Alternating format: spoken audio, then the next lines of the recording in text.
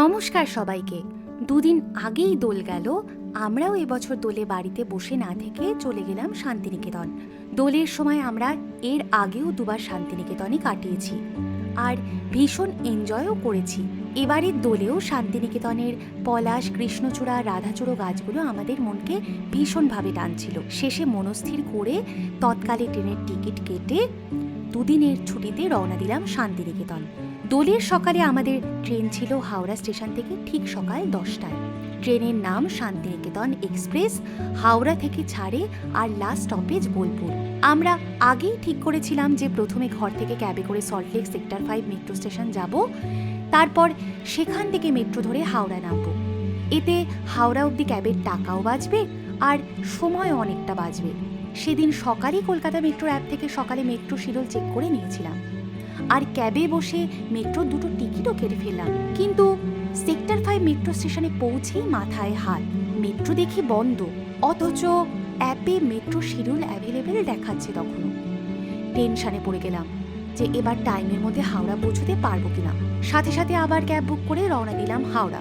Cab সাথে সাথে পেয়ে গিয়েছিলাম আর সকালে রাস্তা বেশ ফাঁকাই ছিল, যার জন্য টাইমের মধ্যে হাওড়া পৌঁছতে পেরেছিলাম। না হলে নির্ঘাত সেদিন ট্রেন মিস হতো।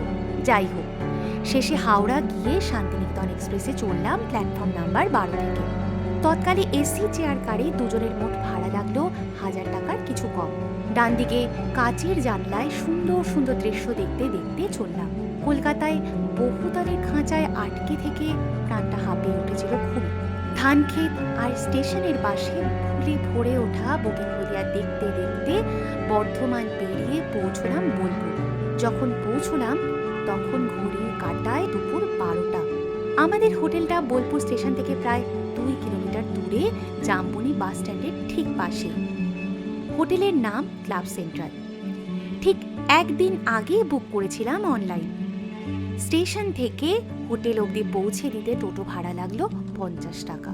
যাবার রাস্তায় সুন্দর সুন্দর বাড়ি দেখতে দেখতে হোটেল পৌঁছলাম প্রায় বেলা 12:30টার দিকে। রাতে দুজনে প্রায় একদমই ঘুম হয়নি, বেশ ভালোই ক্লান্ত ছিলাম, কিন্তু হোটেলটা দেখে মন ভালো হয়ে গেল। হোটেলের রিসেপশন থেকে শুরু করে প্রতিটা করিডোরে ভীষণ সুন্দর অ্যাবস্ট্রাক্ট আর্ট দিয়ে সাজানো। ডিলাক্স এসি রুমটা বেশ সুন্দর আর খুবই পরিষ্কার। একদিনের রুম ভাড়া ছিল প্রায় 3500 টাকার মতো।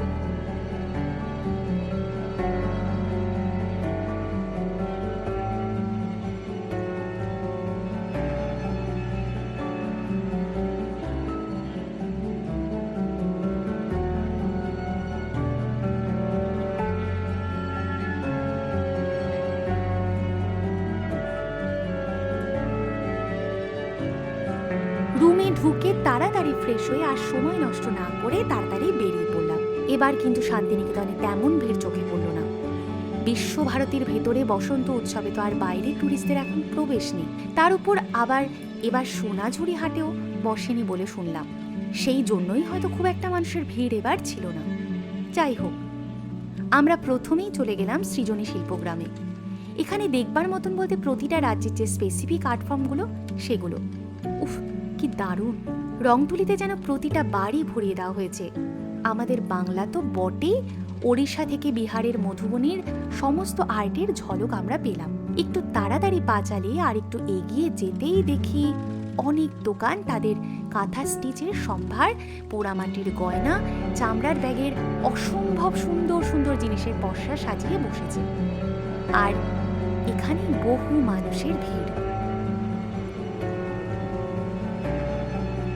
আবিরের রঙে রাঙা হয়ে খোপায় পলাশ ফুল গুজে বহু মানুষ এসেছেন ছুটে। প্রকৃতি তার রঙের ডালি নিয়ে অপেক্ষায় ছিল রবি ঠাকুরের স্মৃতি বিজড়িত লাল মাঠের প্রত্যেকটা কোণে। যেন বারবার মনে করিয়ে দিচ্ছে আজ সবার রঙে রং মেশাতে হবে। লাগিল দোল জলে স্থলে, লাগিল দোল বনে বনে।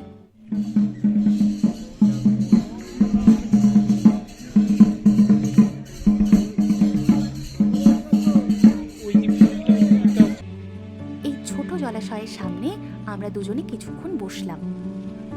কোকিলের ডাক, ফাগুন হাওয়ায় হাওয়ায় আজ দক্ষিণ দুয়ার খুলে বসন্ত যেন কড়া নাড়ছে আমাদের জন্য।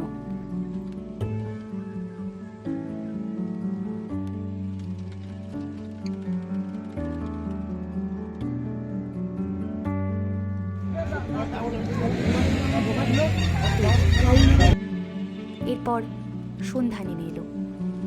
আমরা একটা হস্তশিল্প মেলায় ঢুকেছি। কি সুন্দর গাছগুলো! আমি কিন্তু বাড়িতে দুটো গাছও নিয়ে এলাম, খুবই সুন্দর, তোমাদের পরে দেখাবো। এখানে এসেই দেখলাম হস্তশিল্পের অপূর্ব সব জিনিস। ডোকরা থেকে কাঠের পুতুল, তসর থেকে সিল্ক, কি নেই বলো তো।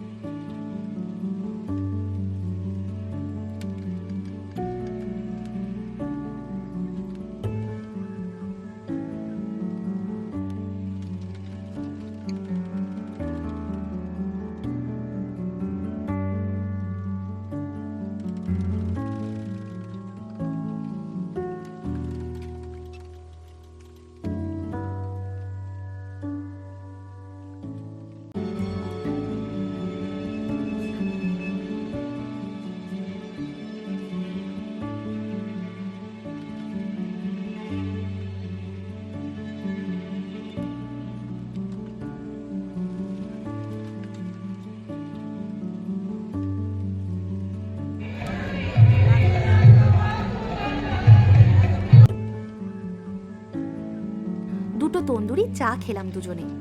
তারপর দেখলাম পানের স্টল, দুটো পান নিয়েই নিলাম, পরে খাবো।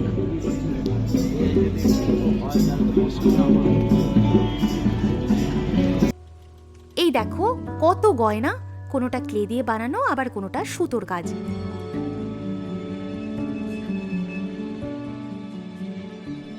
এদিকে আবার শাড়ি।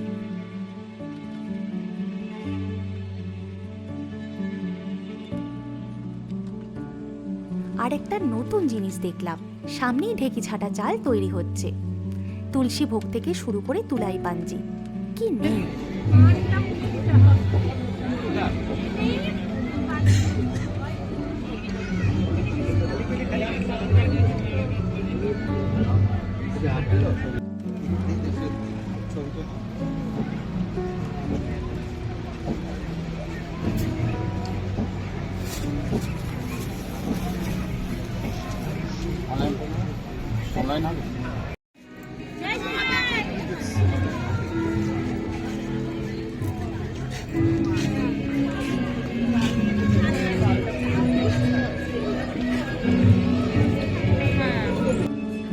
এরই মাঝে একবার হোটেলে এসে একটু রেডি হয়ে যাচ্ছি বসন্ত উৎসবের মেইন অ্যাট্রাকশন, সেটা নবনালন্দা স্কুলে।